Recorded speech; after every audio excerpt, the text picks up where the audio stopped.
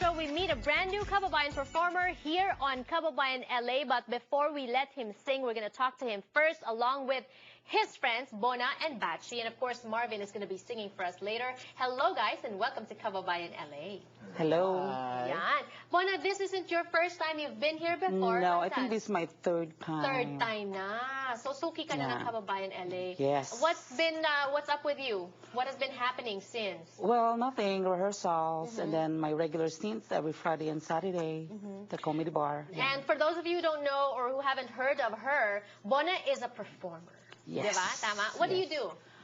I'm a sing-along master, comedian. Pag sinabing sing-along master and comedian, what does that mean? It means you need to sing, and then kailangan you make the people laugh. Ganon. And Bachi, you're new. First time we're seeing you here on the show. Yeah. How difficult or easy is it to make people laugh? Actually, depends. Kasi depende sa mood ng tao yun eh. May times na okay sila, easy sila, patawarin. May mga times na wala, boring sila.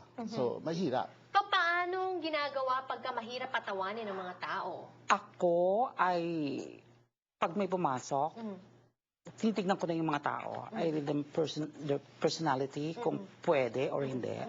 Pag pwede, go, go, go. Right. Pag hindi, layo ang konti. Right. Do you have that also na nakikita mo kung pikon o hindi? Yeah. Oo. Kasi by, What tells you, what are the telltale signs na pikon yung isang tao? pag ginuit mo pa lang sila, the first time, tapos malalaman mo kagad kung medyo, oops, wag, ayaw kang biruin, malalaman mo kagad. In the first place, bakit pumupunta pa sa ganung place? Correct. Kung napipikon. Well, siguro yung family or friends nila na mahilig doon, they'll bring them there para different, experience. Right. Marvin, paano ka naman napunta dito sa mix na ganito? Because we know this, yung mga places na ganito, sikat na sikat sa Pilipinas, no? Yes. Ano ba yung mga clowns? Clowns, sitcom. Actually, kami ni Bachi, galing kami sa one of the finest sing-along comedy bars sa Pilipinas. Yun yung The Library sa Malate. Yun yung nag-umpisang-umpisa talaga. Yes, along with Music Box. Right, and what I like about these people is when you go to a restaurant, you're eating, you're drinking, tapos yun nga, kumakanta sila, at nagpapatawa pa, and you accept people who request to sing? Yes. Yes. And Marvin, paano ka naman nahalo dito sa mix na ito? Nag-start ako, bata pa ako eh. Bata ka pa rin naman na. Ilan ka ba? Okay.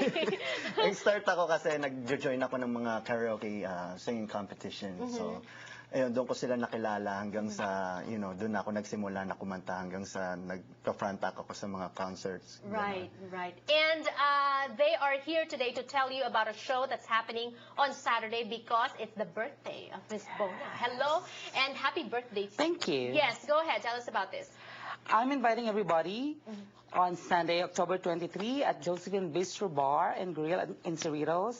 It's my birthday special show entitled Bonalicious, I'm Not Gaga, No Age Limit. Directed by the one and only Tage Monte Carlo. Ayan, pag sinabi mong no age limit, talaga bang no age limit? Kasi No diba age. Sometimes our jokes are a little bit green and some parents get offended, diba? So ano ba, ibig sabihin ba wholesome ba ito? Wholesome na hindi masyadong wholesome. Pero kasi syempre may warning sa parents na, medyo may mga kids, explain nyo na lang sa kanila. Right. Para dun sa mga hindi masyadong familiar, no? And what kind of comedy should they expect? Kasi like I said, may pagka-green, merong mga sexual tones? Sexual slight, meron. Slight, okay. Meron. And then? Kasi some Filipinos like that. Oo. Gusto nila yun eh. Pag walang something like dirty, parang ayaw nila. Parang boring. Parang boring. Parang ganon. Also, so, konti lang. Gay lingo also. Diba sumikat yan sa Philippines? Yung mga, ano ba mga sikat ngayon? Wale, have. Ano ba yung sabihin ng wale? Wale is wala. Have is meron, have. Stress drill on. Stress. Sa inyo ba yon nagsimula? Ano pa? Marami. Actually, ngayon sa Pilipinas, parang iba na yung term ng bading. Kasi before that, it's like bading. Parang ngayon, parang Becky na. Parang Becky? Bakit Becky? Parang iniba nila. Parang Becky, Bona, and Bachi.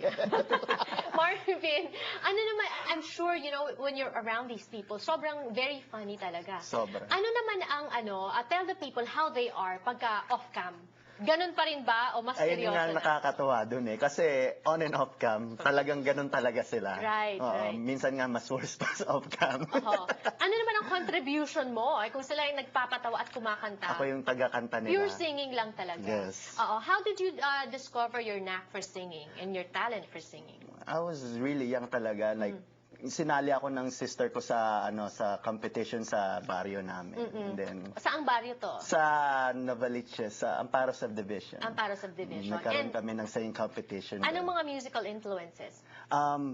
Started kay Ariel Rivera, Martin Rivera, syempre, Oo. Gary V. Yan. Oo, Mga ayan. pinapakinggan ko lagi dati. Right. And Bona, merong mga some gay people when they sing, gusto natin kasi parang pag pumikit ka, kala mo babae Babae. yung kumakanta. Sobrang taas ng boses.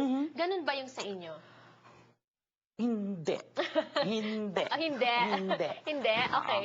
Hindi. Mhm. Pero, Like what songs? Give us samples Ah. of anong mga titles ng iyong mga I'll be sinising. doing Carpenter's medley. Ah. I'll be doing Lady Gaga medley. Oh, really? Yes. So may song and dance? Yes. Oo. Actually, ito yung opening number ko. Lalabas ako ng comfort zone ko. It's like pure dance number. Right. And you're Production giving it number. your all because it's your birthday. Yes. Oo. Oo. And yun ang gusto ng mga tao. Ano naman how are you making this special for Bona on her birthday? May Um, surprise ba? Maraming surprise Actually, eh. Miss Janelle, ang daming surprises ng director na miski ako hindi ko alam. Oo. Meron siyang parang Chris TV na parang The Boss, Oo. na merong video clip Right. na may 10 questions, plus merong sa isang production number, merong I think 4 special surprise guests Ayan. na I don't know, one of them or 2 of them is celebrity. Celebrity guest. Yeah. Exciting. Na sikat sa Pilipinas. Sino kaya yun? I don't have Bulong any mo nga sa idea. akin, alam mo ba kung sino? Ako ata. Ay, ikaw. Why not, diba? Oo. How many songs you're also singing? Ay, yeah, meron akong solo core, meron akong kasama sila. So, bali, song numbers ko, dalawa lang. Sino naman mga musical influences mo? Ako, Britney. Britney Spears. Britney, Kaya pala Madonna. naka-pink. Okay. Halata ba? And I love the hair. Sinong hairstylist mo? Si Of Marlu course, ba yan? Marlu. Yes. Marlu Colina. Yes. Hello, Marlu. And Marvin, you're gonna be singing for us. Also, you have Yes. an album. We're gonna be Yes. talking about that. When we return on the show, guys, don't go away.